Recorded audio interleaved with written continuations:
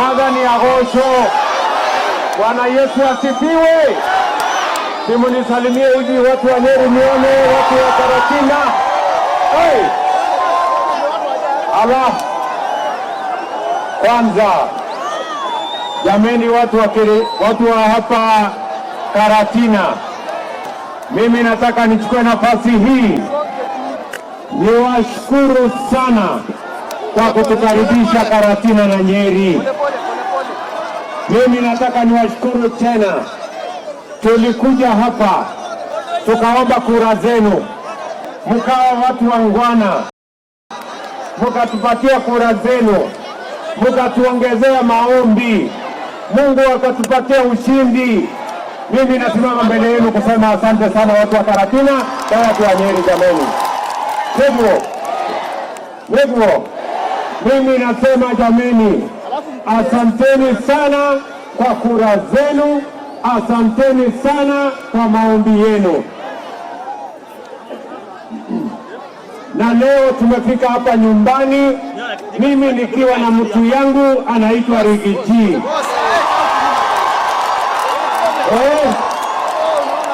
Huyu muungano anaitwa Rigiji, mnamjua jameni? Ndio, watu wa Nyeri, mimi nawashukuru sana kwa sababu tulikubaliana na nyinyi ya kwamba baada ya uchaguzi kitendawili haitaanza, ni kazi itaendelea. Ni kazi itafanya nini? Ni kazi itafanya nini? Ndio leo nimekuja hapa kwa sababu kwa miezi 8 tumekuwa tukipanga vile kazi itaendelea. Kazi ya kwanza mlitupatia, tuliwaambia elimu ya watoto wetu ni ya muhimu sana. Ni kweli ama si kweli? Na tulikuwa na matatizo ya CBC. Mimi nataka nitangaze nikiwa Nyeri leo.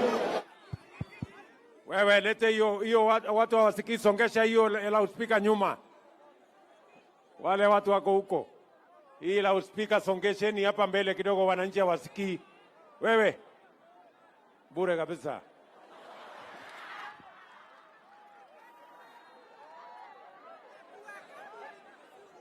Negwo, si ndio? Wewe songesha hiyo loudspeaker irudi nyuma, wananchi wasikie. Wewe mtu ya kuzubaa. Ya, kuna watu hapa wananisumbua. Tumekubaliana. So tulikubaliana tunataka watoto wetu wasome. CBC ilikuwa na shida. Mimi natangazia nyinyi volume, ongeza volume, wananchi wanasema hawasikii. Wewe songesha gari nyuma kidogo, wananchi wasikie maneno. Mnataka kusikia maneno? Sauti ya muziki. Ongeza sauti.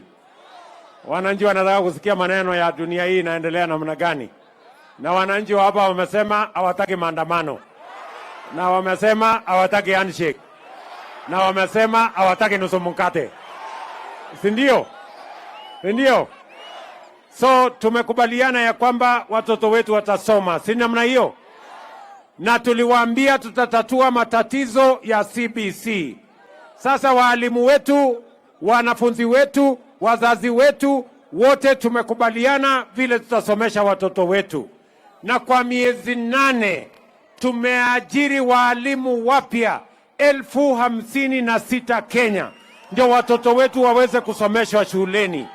Negwo, tulikubaliana mambo ya kilimo, ya kwamba kilimo itatuzalishia chakula na itatusaidia kuweka pesa kwa mfuko. Negwo, na tuliwaambia tutapunguza gharama ya mbolea. Mbolea ile ilikuwa 7,000, saa hizi tunauza 2,500.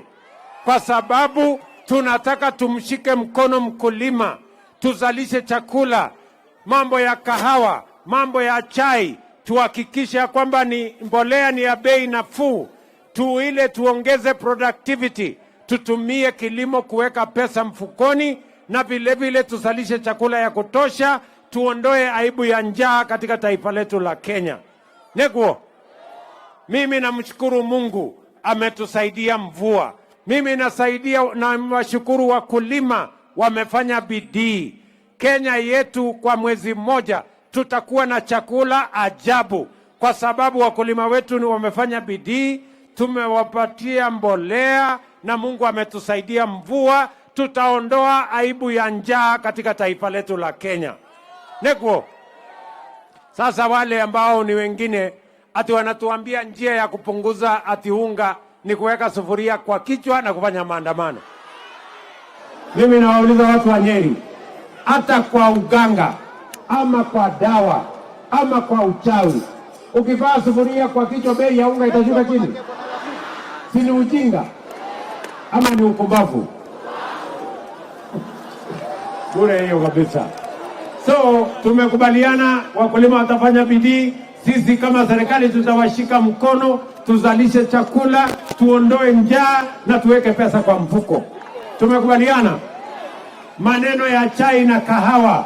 Mimi nimemwambia huyu deputy wangu Rigiji ya kwamba wakora wote watoke, mabroka wote watoke, ili wakulima wapate bei ya sawasawa, tuwapatie mbegu, tuwapatie mbolea, tupange soko, na tumeondoa ile mambo yote ya ushuru ambayo ilikuwa kwa mambo ya chai, ndio wakulima wapate pesa ya kutosha. Na mimi nataka niwahakikishie vile tulisema ya kwamba kutakuwa na guaranteed minimum returns. Tunapanga saa hizi, kabla ya mwisho wa mwaka huu tutakuwa tumewatangazia vile tutapanga mambo ya guaranteed minimum return. Kila mkulima ajue ya kwamba kilimo itaweka pesa kwa mfuko yake. Ndivyo tumekubaliana. Vile vile tulikubaliana mambo ya matibabu, na tulisema ya kwamba tutaleta matibabu karibu na wananchi. Saa hizi tumekubaliana na magavana, hata gavana wenu Kahiga wa hapa Nyeri tumekubaliana na yeye ya kwamba tutahakikisha ya kwamba kuna community health promoters. Kila kijiji kutakuwa na community health promoters ambao watatusaidia kwa mambo ya matibabu. Wataweza kupima sukari nyumbani kwako, wakusaidie kupima pressure nyumbani kwako. Kama uko na homa kidogo akupatie Piriton. Hakuna haja ya kwenda kusumbuka hospitali, daktari akuje mpaka nyumbani. Negwo, tunaelewana? Tumekubaliana nyinyi vijana, tulikubaliana tupange ajira hawa vijana. Ni kweli ama si kweli? Si tulikubaliana tupange ajira hawa vijana? Ndio tumeweka katika mpango yetu ya mwaka huu, tumeweka mpango ya housing hapa Nyeri. Tunataka kujenga nyumba 20,000 Nyeri County. Tunahitaji vijana 50,000 watakao tusaidia katika mpango ya housing hapa Nyeri. Vijana wa Nyeri, muko tayari kwa hiyo kazi? Muko tayari? Muko tayari? Kazi ya plumbers mnaweza? Ya electrician mnaweza? Ya carpenter mnaweza? Ya mason mnaweza? Ile kazi ingine mnaweza? Si tulikubaliana wera ni? Si tulikubaliana kazi ni kazi? Ama nyinyi vijana wa Nyeri ni wale wa kuchagua jembe? Nyinyi wa kuchagua jembe? Muko tayari? Ndio tumeweka program ya housing. Mimi nataka niwaambie watu wa Nyeri, tumekuwa tukipanga vile ya kusomesha watoto wetu, lakini sasa imefika na wakati wa kupanga. Baada ya watoto wetu kusoma, lazima tuwapangie ajira, na ndio tumepanga mpango ya housing. Watu wa Nyeri, mko tayari kwa hiyo kazi? Tumekubaliana vile vile kila MCA, kila mjumbe, kila ward tunaweka ICT hub. Tunataka kuhakikisha kwamba vijana 300, 400, 500 kwa kila ward tunawapangia ajira kwa mtandao, ile inaitwa digital jobs. Tumeongea na Marekani, tumeongea na Ujerumani, rais wao walikuwa hapa Kenya. Tumeongea na Canada, prime minister wao wanakuja hivi karibuni. Tumeongea na wale wa Singapore, tumeongea na wale wa Ufaransa, na wote wamesema wako tayari vijana wetu wa Kenya wawafanyie kazi ile inaitwa digital jobs. Watu vijana hapa Nyeri, muko tayari kwa hiyo biashara? Muko tayari kwa hiyo kazi? Mimi nataka niwaambie tumepanga hiyo kazi kwa sababu hatutaki tena vijana wetu wahangaike madukani, wahangaike barabarani. Tunataka kuhakikisha kwamba tuko na mpango kama serikali ya kupanga ajira ya hawa vijana. Na kwa budget yetu, mimi nataka munisikize vizuri. Kwa hii budget tumepanga ya kwamba hatutaagiza tena ile mambo yote tunaweza kutengeneza hapa Kenya, hatutaagiza tena. Hawa vijana wa Kenya watafanya kazi hiyo. Mimi nimesema hivi, hatuwezi kuagiza tena simiti, hatuwezi kuagiza tena sijui chuma. Ati furniture tunalete kutoka Marekani, ati furniture tunalete kutoka China, ati samaki tunalete kutoka China. Mimi nimesema hiyo mambo yote ya kulete kutoka huko nje haitakuweko tena. Hawa vijana wa Kenya watatuvulia samaki, watatengeneza furniture, watatengeneza chuma, watatengeneza simiti katika kampuni ambazo tutapanua hapa Kenya. Ama nyinyi mnataka tuendelee kuagiza vitu ambavyo tunaweza kutengeneza hapa Kenya? Sisi tutengeneza hapa Kenya. Mimi nataka niulize nyinyi watu wa Karatina. Ati tunalete furniture kutoka China, ati tunalete furniture kutoka Ulaya. Furniture, ati kitanda. Mimi nauliza nyinyi, kwani hii kitanda iko nini isitengenezwe hapa Kenya? Si kitanda inaweza kutengenezwa hapa Kenya? Kwani inahitaji nini? Kitanda si ni mbao na msumeno na randa na nyundo na msumari. Si kitanda iko tayari? Kitanda itatengenezwa hapa Kenya. Kama mtu hataki kulala kitanda imetengenezwa na Kenya, alale chini. Ama namna gani? Sijui kama tunaelewana. Si ndio? Hapana. Mambo ya kuagiza furniture ati jameni, hawa watu wa kitendawili wanatuambia tuendelee kulete kutoka China. Mimi nimekataa. Si hawa vijana wanaweza kutengeneza? Ama nyinyi vijana wa Nyeri hamwezi kutengeneza ati kitanda? Ati na meza ya kukalia hapa tunaenda kulete kutoka China. Hiyo maneno yote nimekomesha.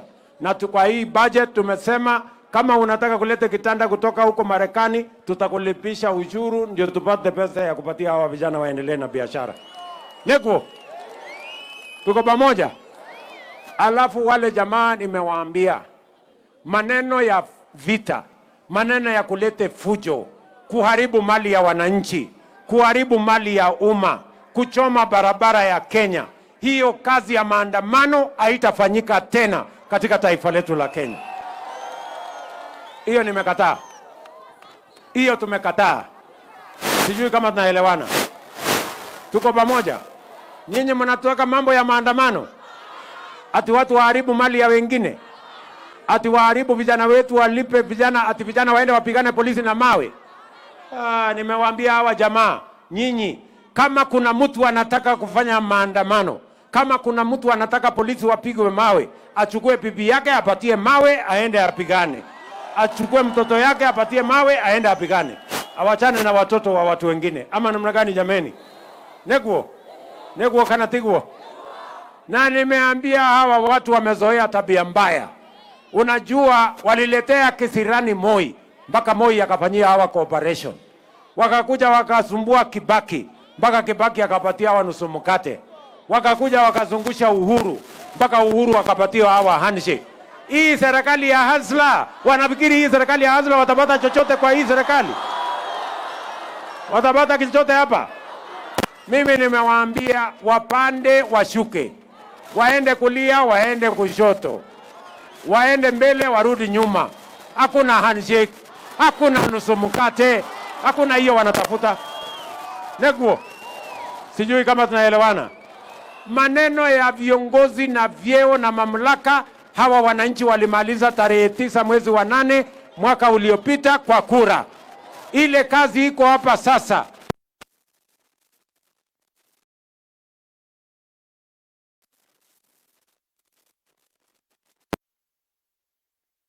Ile iko tuzalishe chakula, tuondoe njaa. Maneno ile iko tupanue biashara, tuondoe umaskini. Hiyo ndio kazi iko Kenya hii. Hiyo ya kitendawili, mambo ya handshake, mambo ya nusu mkate, hakuna tena katika taifa letu la Kenya. Na mimi nataka niwaambie wa Kenya, kama kuna siku ya mwisho ya kumaliza hii mambo ya handshake na mambo ya maandamano na kupiganisha wa Kenya, mwaka imefika na haitafanyika tena. Tuko pamoja jameni? Tuko pamoja? Tuko pamoja? Mimi nasikia saa zingine mko na wasiwasi. Ati ule mtu ya kitendawili anaweza kutuchanganya. Yaani mkinipima mimi ni mtu ya kuchanganywa na mtu ya kitendawili. Mimi tuliwazungusha siku ile wakiwa na uhuru, saa hii amebaki peke yake anahangaika hapo. Huyu mtu atafika nyumbani hata bila kujua. Si tulisema atafika Bondo? Atafika bila mpango. So mimi nataka niwahakikishie hiyo story, tuko pamoja na tutaendelea pamoja na nyinyi. Bado mimi niko na kazi hapa. Niko na kazi ya barabara. Hii barabara hii tulianzisha kutoka Kenol. Sisi tunataka kusukuma hiyo barabara mpaka Maroa. Alafu baadaye tutoe kutoka Maroa mpaka Isiolo. Lakini kwanza itafika hapa Maroa. Si namna hiyo? Alafu mimi naenda kuanzisha ile barabara sasa ya kutoka Maroa mpaka Sagana. Sisi tunataka hiyo barabara ikuwe sawa sawa. Kwa sababu mimi nataka nyinyi mkitaka kuniona, mimi niko pale Sagana, mnakuja. Ama namna gani? Si ndio? Na barabara ya Kiamapara huyu mbujumbe wenu anasema pia. Si ndio? Na barabara ya Kiamapara, si ndio? Neguo. Sasa si mnajua tuko na kanisa kesho. Mtakuja? Mko njiani? Nipange nini? Ati nifungue mlango?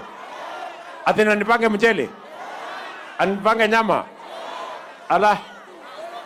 Na mbona nyinyi mmenipangia nini hapa leo sasa? Si mngeni hata mahindi choma peke yake mngenipatia chameni hapa ya Karatina. Neko.